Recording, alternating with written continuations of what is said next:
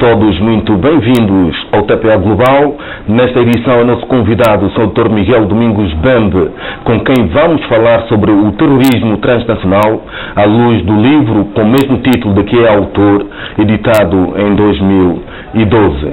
O Dr. Miguel Bembe é docente universitário, vinculado à Faculdade de Ciências Sociais da Universidade Agostinho Neto, é especialista em ciência política e estratégia, entre várias outras qualificações do seu já vasto currículo. Sr. Doutor, seja muito bem-vindo ao TPA Global. Muito obrigado. O mundo vai sobreviver ao terrorismo?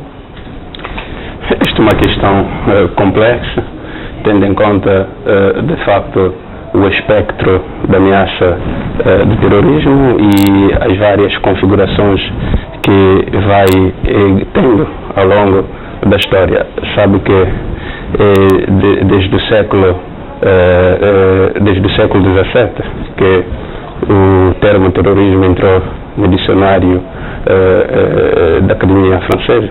Portanto, isto foi na sequência da Revolução Francesa. E jacobino, claro. Exato. E de facto, neste período, nós passamos do terrorismo revolucionário para o terrorismo, de facto, internacional. E quando passamos no terrorismo internacional, nós podemos verificar que o terrorismo deixou de ser um instrumento ao serviço de grupos subversivos que procuram alcançar os seus objetivos, portanto, no seio do Estado de forma autónoma e contra este próprio Estado, mas o terrorismo passou a ser também um instrumento dos Estados na consecução, portanto, dos seus objetivos geopolíticos. O Sr. Doutor está a sugerir que há Estados que, na prossecução dos seus objetivos, praticam atos qualificados de terrorismo, ou de terrorismo de Estado. Entre outras perspectivas, porque há Estados que praticam, de facto, recorrem a atos terroristas como instrumento para alcançar os seus objetivos, mas também podemos verificar alguns Estados que podemos chamar naquela perspectiva de sponsoring terrorism, em que alguns Estados são patrocinadores de alguns grupos terroristas, nomeadamente dando-lhes refúgio seguro e até espaço dentro dos seus próprios Estados para treinamento e alguns apoios financeiros e até material para poderem concretizar os seus atos terroristas, fragilizando, por exemplo, alguns outros Estados. E é legítimo que é legítima a conduta desses Estados? Não é legítimo, como poderá calcular, se o terrorismo, de facto, como instrumento, não é recomendável, é considerado como ato ilícito quando é praticado pelos grupos subversivos, sob todas as outras formas que podem configurar este ato, independentemente das razões. Também o terrorismo não é legal, portanto, aos Estados que recorrem a ele, independentemente dos fundamentos, razões ou argumentos. E que mecanismos é que existem hoje a nível internacional para censurar-se a conduta desses Estados que têm práticas terroristas na persecução dos seus interesses? Como poderá calcular, responder de forma direta a esta pergunta, portanto, estaríamos a sugerir que é fácil conceitualizar o fenómeno do terrorismo, o termo terrorismo, mas na verdade não existe consenso relativamente ao conceito do terrorismo, não é? Poderá calcular, existe um conjunto de legislação a nível internacional relativamente ao terrorismo. Isto demonstra desde logo a complexidade e a diversidade, a dificuldade que existe para considerar, para se poder combater e principalmente para poder definir o que é exatamente terrorismo. Há aqui uma questão que é a seguinte, portanto, a existência do terrorismo pressupõe a existência do terrorista, e no meu entendimento, e recorrendo às várias doutrinas que já foram digamos assim, expressas nesse sentido, o terrorista será aquele que se revolta contra um mundo que não o aceita, preferindo por isso destruí-lo. Isto transportado para aquilo que é a figura do Estado, que adota a postura terrorista para a prossecução dos seus interesses, qual é a definição que o senhor todo propõe para uma situação destas, por exemplo?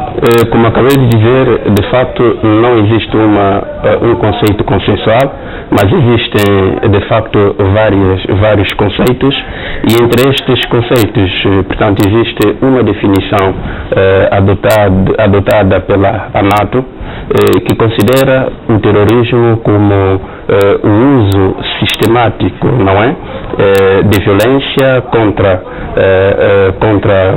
portanto, pessoas, entre elas, portanto, e bens, entre pessoas, contra pessoas e bens, com argumentos políticos, ideológicos, culturais, religiosos, para poder, portanto, alcançar os seus objetivos. Portanto, este é o entendimento da NATO. A NATO é um bloco militar representativo de um grupo de países. Até que ponto esta, digamos assim, uma ação na sequência daquilo que é o entendimento da NATO sobre o terrorismo é também legitima as intervenções de outros países e que porventura consideram que estejam, digamos, que a patrocinar o terrorismo, por exemplo. Este é a grande controvérsia, não é?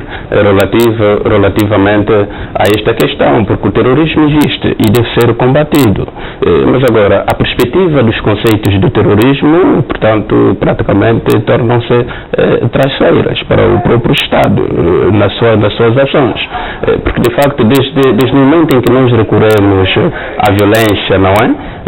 Para podermos alcançar os nossos objetivos, sejam eles legítimos ou ilegítimos, portanto, é terrorismo. Nós vamos atingindo, portanto, inocentes, não é? Criamos pânico, criamos um sentimento de insegurança e muitas vezes recorremos a atos, não é?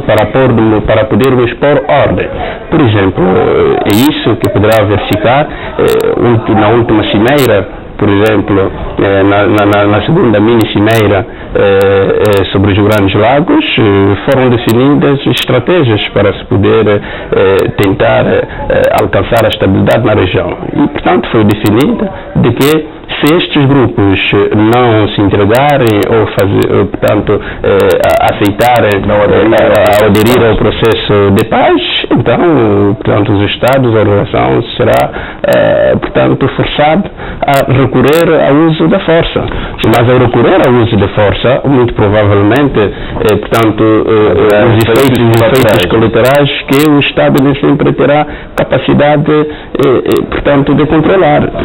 Isto sugere-me a seguinte pergunta. Durante algum tempo o mundo confrontou-se com aquilo que, tanto em sede, por exemplo, dos movimentos de libertação, como em algumas revoluções antiditaduras, etc. Portanto, o mundo confrontou-se com aquilo que eram chamados de revolucionários. Hoje parece-me que esta figura do revolucionário, em princípio, desapareceu, porque quem se revolta contra um sistema implantado praticamente é qualificado como terrorista. Na verdade, do ponto de vista, por exemplo, estamos a falar na perspectiva hierática. Por exemplo, a tendência é considerar estes grupos, por exemplo, estes grupos que recorrem contra o Estado, recorrendo a atos, através de atos subversivos, não é? São poderes hieráticos, porque não têm legitimidade, não é? Não têm, ou seja, é exatamente o negativo do Estado que nós conhecemos, porque são grupos, primeiro, sem legitimidade, não têm território, não têm população, não têm orçamento. Portanto, a partir do momento em que estes grupos se levantam, recorrendo à força para tentar derrubar o poder, ou para, portanto, derrubar o poder ou controlar o poder de forma ilegal, de facto estamos perante um ato subversivo e a expressão subversão está clara do ponto de vista conceitual. De qualquer forma, do ponto de vista conceitual também, o próprio conceito de terrorismo mudou muito desde o 11 de setembro de 2001, que atingiu o coração da América. Isto levou ao conceito de guerras preventivas, que têm potencial de levar guerras injustas a outras zonas. Claramente, Isidro. Na verdade, com os sinistros atentados de 11 de setembro de 2001 contra os Estados Unidos, especialmente contra o Pentágono, não é? E também o World Trade Center, posso de facto confirmar de que de facto o mundo mudou e também o tipo de guerra não mudou, porque passamos, agora temos aquele conceito de guerras dissimétricas e assimétricas, e na verdade esta perspectiva revolucionou muito o mundo, porque a questão do radicalismo islâmico passou a ser fundamental, elemento essencial na definição da segurança dos Estados. Portanto, como poderá... Isso pode potenciar uma guerra de civilizações, então, provavelmente com condão religioso. Com condão religioso, claramente, porque na verdade é verdade que o Islão não podemos confundir, o Islão com o terrorismo. Mas não é menos verdade que a maioria de pessoas que praticam e cometem atos terroristas, infelizmente, professam ou são adeptos, portanto, do Islão. Portanto, isto veio dificultar um pouco a situação, porque corremos até o risco de entrarmos em conflito, portanto, com o próprio Islão. E deste ponto de vista, convenhamos que tem havido, se calhar, alguma injustiça, porque hoje, quando se olha para alguém de uma certa origem geográfica, refiro-me, por exemplo, a países islâmicos, e muitas vezes o facto de não ter muito cuidado em cortar a barba, muitas vezes leva a avaliações erradas. E discriminatórias. Claro, e de facto isto tem a ver principalmente com a própria configuração destes grupos, a forma como atuam, ou seja, o modus operandi e o modus faciendi, não é? Isto dificulta um pouco esta questão. O secretismo e a clandestinidade com que estes atos são cometidos, a forma como estes grupos atuam. Hoje, de facto, um cidadão de origem islâmica é visto de forma de facto muito cuidadosa no Ocidente ou em outros cantos do mundo, mas também o Ocidente, cidadão do mundo ocidental, também visto de outra forma no mundo islâmico, e isto tem muito a ver, infelizmente, com estas questões, porque muitas vezes nós não sabemos quem é exatamente o terrorista. Muitas vezes não sabemos, por causa da clandestinidade, porque, está a ver, o terrorismo patrocinado pelo Estado ou cometido pelo Estado, nós muitas vezes podemos identificar e saber e dizer que exatamente é o Estado Y que comete estes atos, e é preciso tomar medidas adequadas contra este Estado. Que medidas costumam ser tomadas? Mas deixe-me só concluir esta ideia. Mas, entretanto, relativamente ao terrorismo, principalmente de inspiração islâmica, não é? De que Al-Qaeda, do defunto Osama Bin Laden, portanto, é o paradigma principal, não é fácil atuar contra este grupo terrorista, mas patrocinado pelo Estado e tendo como expoente o Hezbollah, com apoio, por exemplo, supostamente e eventualmente de Irão e outros países, não é?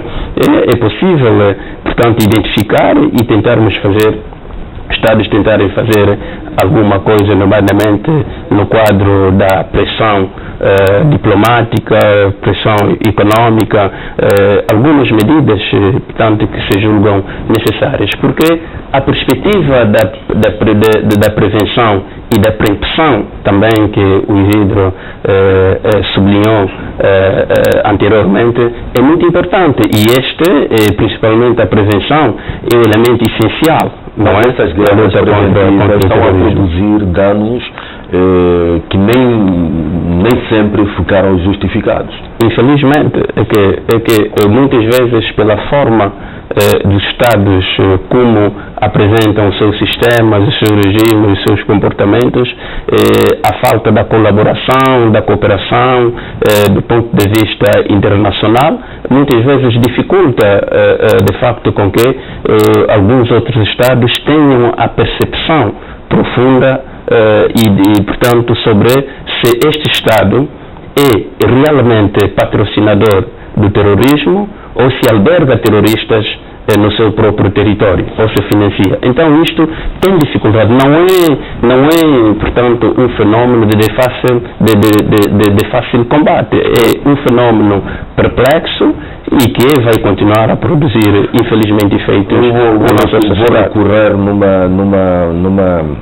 num parágrafo aqui do seu livro que, de facto, isso escapava muito à minha análise, embora determinada conduta de determinados Estados, quanto a mim, também já configurasse uma certa postura terrorista. O autor diz o seguinte: ao falar-se de terrorismo internacional, está a querer significar, antes de mais, que o terrorismo já não é apenas um instrumento de grupos subversivos, atuando isoladamente no seio do Estado e contra este. Portanto, o doutor já aflorou essa questão. Mas, sobretudo, um instrumento de Estados na prossecução de interesses geopolíticos. Claramente. Eu volto a perguntar, é correto que um Estado, para a prossecução do seu interesse geopolítico, adote uma postura terrorista contra um outro Estado, por exemplo? Isidro, não é correto, mas infelizmente a política é moral. Infelizmente. A política é imoral. E infelizmente muitos Estados recorrem a isso, fragilizando, portanto, os outros Estados. Tem que existir alguém que arbitre todo este sistema, porque senão infelizmente vai-se assistir os fortes a baterem sempre nos infelizmente, a política é dado possível. Só não é dado possível às grandes potências e quem tem realmente a capacidade. Infelizmente. Portanto, temos que entender que a política é dado possível e, de facto, é imoral. Agora, vamos dizer outra coisa que é muito importante entender, é que seria bom se tivéssemos um líder, não é? Que pudesse acompanhar estas situações e impor uma ordem. Mas, infelizmente, o direito internacional público também vale o que vale. Só vale aos Estados, principalmente, quando responde aos seus interesses e por isso, portanto, não temos um governo global ou mundial ou comunidade internacional como tal. Temos um sistema internacional anárquico e, infelizmente, é assim que as coisas estão neste momento. Mas o que devia existir é que devia haver, portanto, uma verdadeira comunidade internacional solidária, tal como funcionam, portanto, o nível interno dos Estados, em que dentro do Estado nós sabemos que existe um poder político, não é? Temos, portanto, um poder capaz de impor ordem e obediência, não é? Mas a nível internacional, infelizmente, isto não existe. E por isso que alguns Estados... questionar aqui o papel da própria Organização das Nações Unidas, é verdade, mas infelizmente a Organização das Nações Unidas não tem território. Não tem soberania. Portanto, são os Estados, não é, que delegam os seus poderes a esta organização. E por isso os Estados mais fortes até se aproveitam desta organização para legitimarem as suas ações.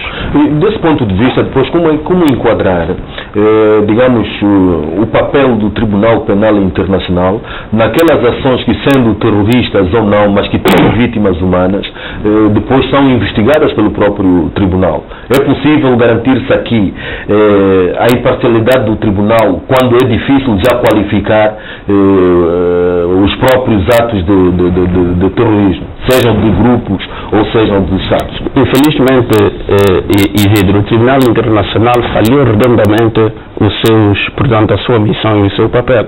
E isto levanta desde logo dúvidas sobre o seu futuro. Porque parece que o Tribunal Internacional foi criado para os Estados mais fracos, principalmente contra, portanto, o continente africano ou um outro continente, não é? Por exemplo, países asiáticos ou da América Latina, em que os Estados frágeis, porque o Tribunal Internacional não é imparcial na prossecução da sua missão e nunca, portanto, se reservou portanto, aquela possibilidade de também investigar e levar ao tribunal julgar e, portanto, os atos cometidos pelos Estados mais poderosos do mundo, nomeadamente Estados Unidos da América, França e tudo. Vejo quase que o calibre é direcionado no mundo africano. Tanto enquanto isto, o mundo vai ardendo com atos terroristas e com a guerra antiterrorista. Claramente, está evidente. Como é que estamos em termos de terrorismo em África? Do ponto de vista africano, como sabe, de facto a viragem... Só indulgente, vou pedir que seja um pouco mais breve, porque de facto o relógio começa a comandar a... Eu vou ser mais breve. Na verdade, a nível africano, o terrorismo bateu-nos à porta antes mesmo dos atentados de 11 de setembro de 2001. Basta lembrar os atentados contra embaixadas dos Estados Unidos no Quênia e Tanzânia. Mas a África tem vindo a adotar algumas medidas para poder, portanto, de antiterrorista para fazer face a estas questões. Mas é um problema muito difícil para a África, tendo em conta a fragilidade das suas instituições, não é? Os problemas da pobreza e, portanto, e de subdesenvolvimento que continuam a acossar alguns dos nossos estados e sendo por isso um dos elementos, uma das vulnerabilidades que muitos dos terroristas ou grupos radicais podem recorrer para tentar aliciar e inserir-se nas nossas sociedades. E há já mesmo para terminar, há uma particular preocupação também com aquilo que é a região do Golfo da Guiné, onde os Estados querem a todo custo evitar que haja ações terroristas importantes. Claramente, sabe que a partir do momento em que o terrorismo internacional passou, portanto, na fase da sua transnacionalismo, não é? Em que, de facto, o terrorismo passou a ser associado com atos, com organizações criminosas, nomeadamente a falsificação de moeda, extorquir cartões de crédito, assalto a bancos e outras atividades ilícitas, desde imigração ilícita, entre outras questões, entre outros atos em que eles recorrem, branqueamento de capitais, empresas fantoches, tudo isto. Então isto preocupa muito a nossa região do Golfo de Guiné. Sabe que existe a pirataria que fala bem alto nesta zona do Golfo de Guiné e que os grupos terroristas têm estado a recorrer e poderão recorrer constantemente para a aquisição dos meios necessários para continuarem a alimentar a sua capacidade de concretizar os seus objetivos. Já mas para terminar, doutor, qual deverá ser a postura de Angola na luta, na prevenção e combate ao terrorismo? Sabe, Isidro, sobre estas questões não é fácil apresentar uma posição clara, mas é sempre possível, portanto, falar um pouco daquilo que é a experiência e, portanto, necessária sobre estas questões do ponto de vista da investigação. Nós constatamos que é muito importante que o nosso país preste mais atenção sobre as questões da imigração ilegal e principalmente sobre as questões das simetrias regionais. É muito importante que o Estado continue, portanto, a prestar mais atenção para o desenvolvimento socioeconômico como um dos pilares essenciais de segurança e defesa, e principalmente dar muita relevância aos serviços de informações, porque apenas estes serviços têm a capacidade de antecipar as ameaças terroristas. Já vários medidas podem ser adotados. Portanto, doutor, eu com muita pena vou ter que terminar mesmo esta entrevista. Muito obrigado por ter vindo. Muito obrigado. Professor Sebastião Exata, bem-vindo. Tivemos aqui uma abordagem interessante sobre o terrorismo. Obrigado, Isidro. Eu acompanhei atentamente a entrevista do Dr. Bembe, que se baseou no seu livro sobre o terrorismo transnacional, que de facto é um tema extremamente atual. Eu devo dizer a este respeito que o terrorismo não é um fenómeno novo a nível da humanidade. Isto tem a ver mesmo com a própria atuação dos Estados no próprio cenário internacional. Estamos recordados que, a nível do sistema internacional, existem duas grandes doutrinas que regem as relações internacionais. Uma que é a doutrina do realismo político e a outra que é do liberalismo. À luz do realismo político, parte do princípio que os Estados atuam com base no ânimos dominandi, isto é, com a intenção de dominar. E este é um princípio que vem de longa data. Vejamos, para além de todos esses acontecimentos que tiveram lugar com o derrubo das Torres Gêmeas do World Trade Center, já muito antes se verificava o fenómeno do terrorismo de Estado. Estamos recordados da própria política do apartheid aqui na região. A guerra, digamos, de subversão que foi levando a cabo contra os países da linha da frente já naquela altura.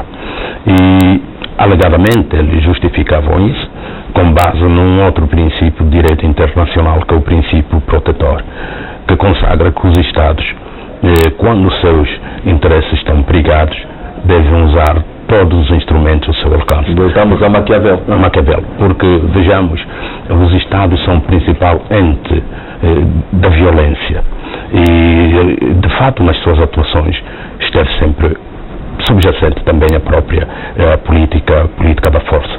Contudo, os terroristas a nível internacional devem ser considerados os hostis humani generis. São inimigos não contra um só país, não contra um só povo, mas inimigos contra o direito das gentes, contra o direito internacional. Daí que os crimes contra o direito internacional não prescrevam e qualquer Estado tem o direito de adjudicá-los. E naquele caso que são os Estados a praticar atos terroristas? Quando são os Estados a praticar atos terroristas, aí de fato é que radica a grande fragilidade do direito internacional, porque parte do princípio que o direito internacional é como uma arma descarregada, apontada contra alguém. É evidente que a partir do momento em que ela esteja apontada, cria sempre a apreensão, o medo do indivíduo para o qual está apontado, porque o sistema internacional é descentralizado, não há um poder por cima dos Estados. Os Estados regem-se com base no princípio da igualdade soberana das nações, que é o princípio do par impar non habet imperium, que consagra que os Estados, enquanto sujeito de direito internacional, não estão subordinados ao ordenamento jurídico de outros Estados. Enquanto isso, vamos permanecer nesta indecisão da qualificação, definição e contextualização, professor. É um debate que não vai terminar. Agora, a indefinição persiste, mas aqui o que é importante ter presente é que todos esses atos estão criminalizados, são crimes contra o direito internacional. O terrorismo, os tratamentos cruéis, degradantes e desumanos, o genocídio, os crimes de guerra, portanto são todos crimes contra o direito internacional. Vamos terminar por aqui, professor. Obrigado por ter vindo. Obrigado uma vez mais a ti. Como sempre, é também meu dever agradecer a disponibilidade dos senhores telespectadores que nos acompanharam através do canal 1 da TPA e também da TPA Internacional. Lembro que o nosso convidado hoje foi o Dr. Miguel Domingos Bembe, especialista em ciência política e estratégia. Muito obrigado pelo carinho da vossa audiência. Até para a semana.